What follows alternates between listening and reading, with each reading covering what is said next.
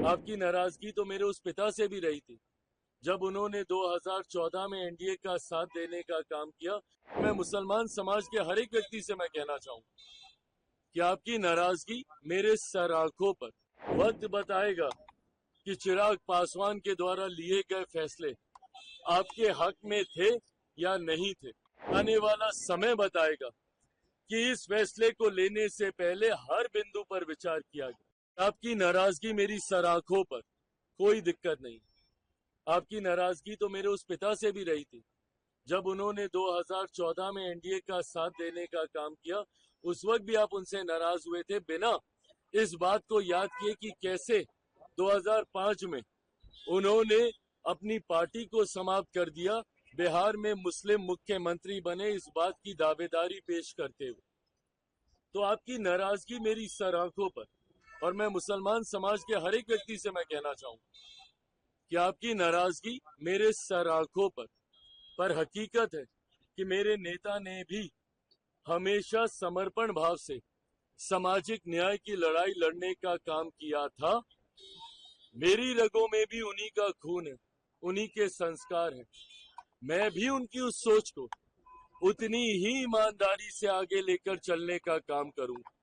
वक्त बताएगा कि चिराग पासवान के द्वारा लिए गए फैसले आपके हक में थे या नहीं थे। पर तब तक अगर आप मुझसे अपनी नाराजगी भी अगर आप रखेंगे तो बस इतना याद जरूर रखिएगा कि चिराग पासवान का समर्पण न सिर्फ उस समाज के प्रति है, अल्पसंख्यक वर्ग के प्रति है, मुसलमानों के प्रति है, बल्कि उससे बड़ा समर्पण मेरे नेता, मेरे पिता आदरणीय रामविलास पासवान जी के विचारों के प्रति है। मेरा कमिटमेंट उनकी आइडियोलॉजी के साथ है और उनकी आइडियोलॉजी सामाजिक न्याय की रही है। और इसके साथ चिराग पासवान ने ना कभी समझौता किया था, ना कभी भविष्य में समझौता करेगा। चिराग पासवान के द्वारा लिया गया हर फैसला, मेरी पार्टी के द्वारा लिया गया हर फैसला मेरे पिता के विचारों को मजबूत करने की सोच को प्राथमिकता देने की दिशा में लिया जाएगा।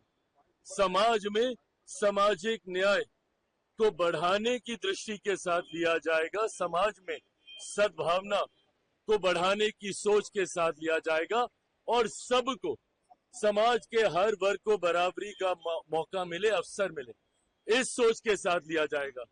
हो सकता है जैसे इसके पूर्व में भी हुआ, आज शायद लोगों को इस पर यकीन ना हो, पर आने वाला समय बताएगा कि इस फैसले को लेने से पहले हर बिंदु पर विचार किया गया। हम लोगों की भी चिंता थी जब ये विधेयक सामने आया।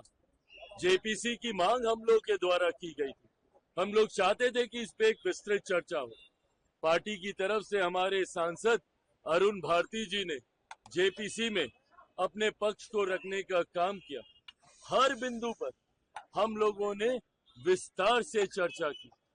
जहां पे हम लोग की शंकाएं थी, जहां पे हम लोग को इसको लेकर चिंताएं थी, शंकाएं थी, उसको भी हम लोगों ने वहां पे रखने का काम किया।